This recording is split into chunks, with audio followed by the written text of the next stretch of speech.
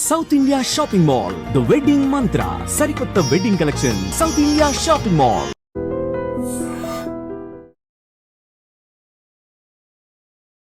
నమస్తే, welcome back to IT media. నేను మీ ఝాన్సీ. ప్రస్తుతం అంతా ఉన్నారు senior stock market analyst Prabhu గారు. సో ఈ రోజు మార్కెట్ సినారియో ఎలా ఉంది, మార్కెట్ పడింది అంటున్నారు, సో ఏంటి ఇష్యూస్ ఏం రిలేట్ అయ్యి ఉంటాయి, ఈ విషయాలు తెలుసుకుందాము. నమస్తే సార్. నమస్తే. ఎలా ఉన్నారు? బాగున్నాండి, మీరు ఎలా ఉన్నారు? బాగున్నాను. సో మీ త్రూ చాలా అవేర్నెస్ కల్పిస్తున్నాం, వాట్ ఈస్ స్టాక్ మార్కెట్, ఎలా ఇన్వెస్ట్ చేయాలి ఏంటి అనేది. సో ఈరోజు ఎందుకు అసలు స్టాక్ మార్కెట్ డౌన్ అవ్వడానికి రీజన్స్ ఏమి ఉంటాయి, ఎందుకు ఇవాళ పడింది అంటారు మార్కెట్? ఇప్పుడు జనరల్గా మార్కెట్ వన్ సైడ్ ఏమి ఉండదు కదా, ఎప్పుడు అప్ అండ్ డౌన్ ఉంటుంది, ప్రాఫిట్ బుకింగ్ ఉంటుంది. ఏదైనా న్యూస్ నెగిటివ్ వచ్చినప్పుడు న్యూస్ డ్రివెన్ మార్కెట్ కాబట్టి దానికి అనుగుణంగా ఏదన్నా అట్లా పడుతుంది. కంటిన్యూస్గా పెరుగుతుంటే కొత్త నీరు కూడా రారు. భయం వేస్తుంది, ఎక్కడ కొనాలో అనేది భయం వేస్తుంది. రేంజ్ బౌండ్స్ మారుతున్నప్పుడు ఆ రేంజ్ బౌండ్స్ కిందకి లోవర్ లోస్ వస్తున్నప్పుడు అప్పుడు కొనాలనిపిస్తుంది, ధైర్యం వస్తుంది ఎవరికైనా. సో పడటానికి చూస్తారు చాలా మంది, పడినప్పుడు చూస్తారు. ఎఫ్ఐఎస్ కూడా ఏంటంటే వాళ్ళు మార్కెట్ హైలో ఉన్నప్పుడు ఎంటర్ కారు, మార్కెట్ని పడేసి అక్కడ ఎంటర్ అవుతారు. సపోజ్ వాళ్ళకి 1 lakh పొజిషన్స్ ఉన్నాయనుకోండి, ఓ 10,000 20,000 అమ్మేస్తారు. మనం ఏమనుకుంటాం, రిటైల్ అమ్మ మార్కెట్ పడుతుందని చెప్పి మనం అక్కడ అమ్మేసుకుంటాం. అక్కడి నుంచి మళ్ళీ యూటర్న్ తీసుకుంటాం మార్కెట్. సో వాళ్ళు ఎంటర్ అయ్యే టైంకి 1 step ముందు మనం ఎంటర్ అయితే డెఫినెట్గా ఆ ఫ్లోలో ఉంటాం. That's the main thing. కంటిన్యూస్గా it will not be like this and it will not be like this. Up and downs will be there. Downs are not permanent, ups are always permanent. Track record తీసుకుంటే ఇవాళ చూద్దాం, 873 సెన్సెక్స్ పడింది. Nifty కూడా 24,684 below 24,700 support, major support అనుకుంటే అది తగ్గింది. Next support ఏంటి, 25,500. 25,500 తగ్గితే ఇంకా కొంచెం తగ్గే ఛాన్స్ ఉంటుంది. కాకపోతే బాగానే పడింది కాబట్టి 25,000 దగ్గర ఆగుతుంది అనుకుంటే అక్కడ ఆగల. అక్కడ సపోర్ట్ బ్రేక్ అయిపోయింది, బ్రేక్ డౌన్ అయింది, కిందకు వచ్చేస్తుంది. ఎందుకు, మెయిన్ అసలు కారణం ఏంటంటే ప్రాఫిట్ బుకింగ్ అనుకోవచ్చు ఒక రకంగా. ఇక మెయిన్ ఫాల్ అవడానికి అంటే యుఎస్ ఇండియా ట్రేడ్ ఇది క్లారిటీ లేదు ఇంకా. ఇప్పుడు చైనాతో డీల్ కుదిరింది, మనకి ఇంకా డీల్ కుదరలా, ఆ టెన్షన్ ఉంది. ఇప్పుడు మనకి మనం చెప్పుకోవడం వాళ్ళు చెప్పడం కానీ అగ్రిమెంట్, ఎఫ్టీఏ అగ్రిమెంట్ అవ్వలేదు ఇంకా, ఫ్రీ ట్రేడ్ అగ్రిమెంట్. సో అయినప్పుడు కదా మనకి అఫీషియల్. సో ఆ ట్రేడ్ అగ్రిమెంట్ కోసం చూస్తోంది మార్కెట్. సో ఏదైనా ట్రిగర్ పాయింట్ కావాలి మార్కెట్కి. So whether is positive or negative. So అంటే కొంచెం డౌన్ సైడ్ కన్సాలిడేషన్ అవుతుంది కాబట్టి ఇక్కడ నుంచి మళ్ళీ తీసుకోవచ్చు, 24,700 మళ్ళీ తీసుకోవచ్చు. ఏమో రేపొద్దున నైట్ యూఎస్ మార్కెట్స్ బాగుంటే రేపొద్దున మళ్ళీ 700 పైకి వచ్చేయచ్చు. సో మళ్ళీ 200 అట్లా పెరగచ్చు. అట్లా అదొక రీజను. తర్వాత నెక్స్ట్ ఏంటంటే కోవిడ్ కేసెస్ పెరుగుతున్నాయి ఇప్పుడు మళ్ళీ, అదొక రీజను. అది కూడా కొంచెం భయం మార్కెట్లో, అదొక ఫియర్ వచ్చింది మళ్ళీ. ఎందుకంటే ఆ కోవిడ్ టైంలో వెన్నుపూసలు వణుకొచ్చింది కదా అందరికీ.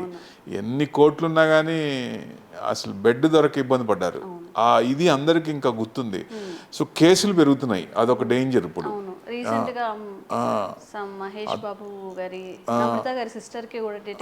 అట్లా చాలా మందికి ఇప్పుడు కేసెస్ కూడా ఉన్న 200-300 కేసులు పెరిగినాయి ఆల్ ఓవర్ ది ఇండియా. కొన్ని స్టేట్స్లో ఎక్కువ పెరిగినాయి, నార్థన్ స్టేట్స్లో.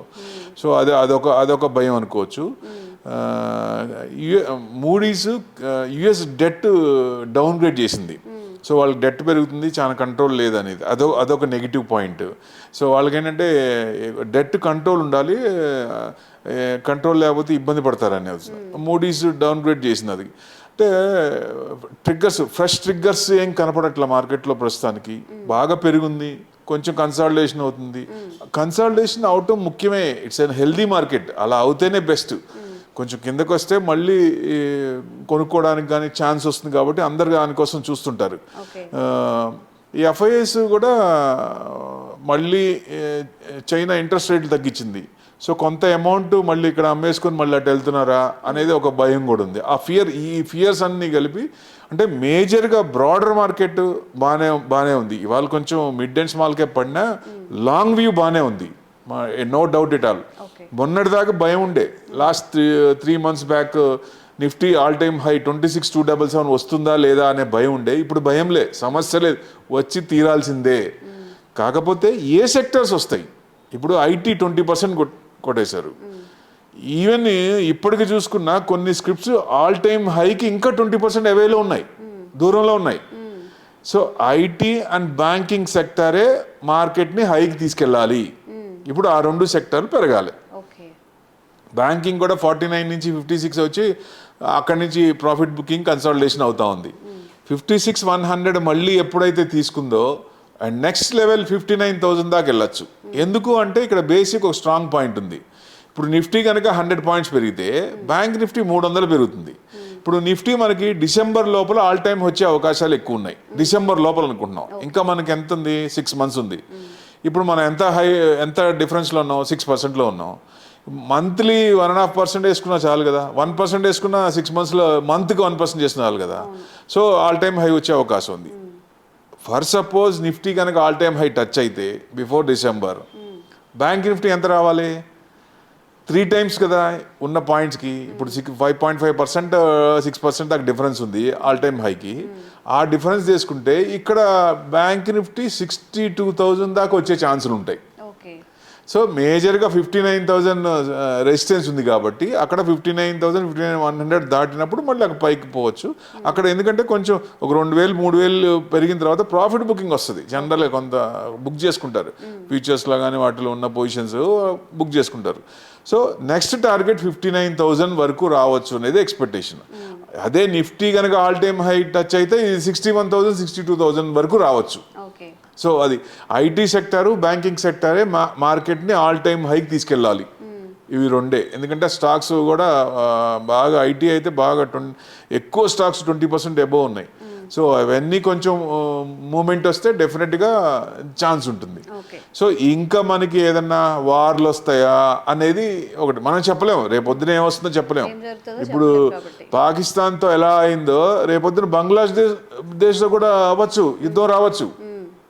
మళ్ళీ చైనా బంగ్లాదేశ్ని ప్రొవోక్ చేయొచ్చు. సో అదొక ఇష్యూ ఉంది, అది ఎప్పటికైనా మళ్ళీ డేంజరే. ఎందుకంటే సిలిగులి కారిడార్ ఉంది, ఆ నెక్ని కనుక క్లోజ్ చేస్తే, చికెన్ నెక్ అంటారు దాన్ని, స్లైట్ 6-11 kilometers ఏమో, అది కనుక క్లోజ్ చేస్తే మన నార్త్ ఈస్టర్న్ స్టేట్స్కి ఇబ్బంది వస్తుంది. చైనా వాడిని ఆక్యుపై చేయొచ్చు, అదొక ఇబ్బంది ఉంది. అట్లా వాళ్ళు చైనా ఏంటంటే ఏదో రకంగా ప్రొవోక్ చేస్తూనే ఉంటాడు వాడు. సో అట్లా మనకి ఆ డేంజర్ ఉంది. ఒకవేళ ఏదైనా వార్ని వచ్చినా 1 front 2 front 3 front, మనం 1 front అంటే బంగ్లాదేశ్, సెకండ్ పాకిస్తాన్, తర్వాత చైనా, ఈ ముగ్గురు కలిసి వచ్చినా మనం తట్టుకొని వాళ్ళని ఇబ్బంది పెట్టి వాళ్ళని ఓడించే శక్తి మనకు ఉంది. కానీ యుద్ధాలు మంచిది కాదు. మన ప్రైమ్ మినిస్టర్ ఎప్పుడు అంటారు కదా యుద్ధాలు మంచిది కాదని, ఎందుకంటే నష్టం ఇద్దరికి ఉంటుంది, గెలిచేవాళ్ళు ఎవరు ఉంటారు దాంట్లో. సో మళ్ళీ మనం దాన్ని తేరుకోవాలంటే చాలా ఇదవుతుంది. యుద్ధం రాకూడదనే ఉద్దేశంతోనే అన్ని విధాలుగా సర్జికల్ స్ట్రైక్ కూడా స్ట్రాంగ్ సర్జికల్ చేశారు. అదే మామూలుగా వార్ లేదు కదా. సో అందుకని ఆ టెన్షన్స్ ఏమన్నా వస్తే చెప్పలే, మార్కెట్ కొంచెం కరెక్ట్ అయ్యే ఛాన్సులు ఉంటాయి. ఆ టెన్షన్స్ ఏం లేవు అంటే డెఫినెట్గా ఆల్ టైమ్ హై మనం వెళ్ళే ఛాన్స్ ఉంటుంది. సింపుల్గా నెలకు 1% 1.5% పెరిగినా చాలు. ఈ అప్స్ అండ్ డౌన్స్ అనేది కామన్ రావాలి మార్కెట్లో, కొత్త వాళ్ళకి ఇవి రావాలి, వస్తేనే మంచిది, అప్పుడే హెల్దీ మార్కెట్. నేను ఎంటర్ అవ్వాలంటే కొంచెం డౌన్లోనే కదా ఎంటర్ అయ్యేది. సో అందుకు కొత్త నీరు రావాలంటే ఇవి తగ్గితేనే బెస్ట్. ఈ డెఫినెట్గా ఇట్లాంటి డౌన్ని అందిపుచ్చుకోవాలి. భయపడుతూ ఉంటారు కదా, డౌన్ అయిందని చెప్పి ఎవరైనా ఇన్వెస్ట్మెంట్ చేయాలన్నా కానీ కొంచెం డౌట్ పడుతూ ఉంటారు. అంటే మార్కెట్కి మీద అవగాహన లేకుండా మార్కెట్ ఏంటి అనేది కొత్తగా వచ్చిన వాళ్ళకి కొంచెం భయం ఉంటుంది. సో జనరల్గా స్టడీ చేస్తే ఇట్స్ నాట్ రాకెట్ సైన్స్, ఎవరైనా ఇచ్చేయచ్చు. మనం సంపాదించిన డబ్బులు మార్కెట్లో పెట్టి ఎక్కడ పెట్టాలి, ఎందుకు పెట్టాలి, మన టార్గెట్ ఏంటి, మన టేస్ట్ ఏంటి, ఎంత పర్సంటేజ్ రావాలి అనేది స్టడీ చేయాలి. ఎవరేం చెప్పినా కానీ మనం పెట్టకూడదు. సో దాన్ని స్టడీ చేసి ఏముంది, లాస్ట్ 5 years రికార్డ్స్ అన్ని చూస్తే సేల్స్ కానీ గ్రోత్ ఉందా, ప్రాఫిట్స్ ఉన్నాయా, మార్జిన్స్ పెరుగుతున్నాయా, ఎబిటా పెరుగుతుందా, కంపెనీ మీద నెగిటివ్స్ ఏమైనా ఉన్నాయా, ఇట్లాంటివన్నీ ఉంటాయి. సింపుల్ అట్లాంటివన్నీ చూసుకొని ఆ ట్రిగర్స్ పెట్టుకొని, సో అలాంటివి ఉన్నాయి టచ్ చేయకుండా, ఫండమెంటల్స్ ఉన్నాయి. Prices will differ. When prices కిందకు వచ్చినప్పుడు we have to catch it up. అప్పుడు మనకి మామూలుగా వచ్చే పర్సంటేజ్ కంటే ఈ డిస్కౌంట్ అయిన పడినప్పుడు ఆ డిస్కౌంట్ ఉంటుంది కదా, ఆ డిస్కౌంట్ కూడా మనకు యాడ్ అవుద్ది. The returns will be very good. ఎక్కువ రిటర్న్స్ రావడానికి అవకాశం ఉంటుంది. ఇది నేను సదవకాశం ఉంటాను. తమిళియన్స్కి అమావాస్యలో ఇన్వెస్టర్స్కి మార్కెట్ పడినప్పుడు దాన్ని సద్వినియోగం చేసుకోవాలి 100%. That's the main thing. ఇట్లాంటి పడినప్పుడు భయపడాల్సిన పని లేదు. ఎట్టి పరిస్థితుల్లో పెట్టుకోండి. లాంగ్ వ్యూ పాజిటివ్ ఉంది. డెఫినెట్గా మనం మళ్ళీ మంచి పొజిషన్కే ఉంటాం. అసలు యుద్ధం ఆపమని కదా వరల్డ్ మొత్తం, యూరోపియన్ కానీ అందర్ కంట్రీస్, మేము ఇండియాలో ఇన్వెస్ట్మెంట్ చేయాలి అసలు పాకిస్తాన్ ఒత్తిడి చేశారు వాళ్ళు. సో ఒక రకంగా చైనా చేసినట్టు అక్కడ ఇన్వెస్ట్మెంట్ చేయాలన్నట్టు. ఎందుకంటే సేఫ్ హెవెన్ ఇండియా అని అందరికీ తెలుసు. సో డెఫినెట్గా ఫ్లో కూడా ఇటు వస్తుంది కాబట్టి మనం పెరిగే ఛాన్స్లే ఎక్కువ ఉంటాయి. సో మనకి పేషెన్స్ ఉంటే, ఇన్వెస్టర్స్కి ఎప్పుడు పేషెన్స్ ఉంటే returns will be very good. Okay. So long time, అసలు స్టాక్స్ అంటేనే లాంగ్ టైమ్ ఇన్వెస్ట్మెంట్ అని మనం చెప్పుకుంటాం కాబట్టి డౌన్ అవ్వడం మంచిదేనట. సో భయపడి విత్డ్రాల్ చేయడం ఇలాంటివి చేయకండి.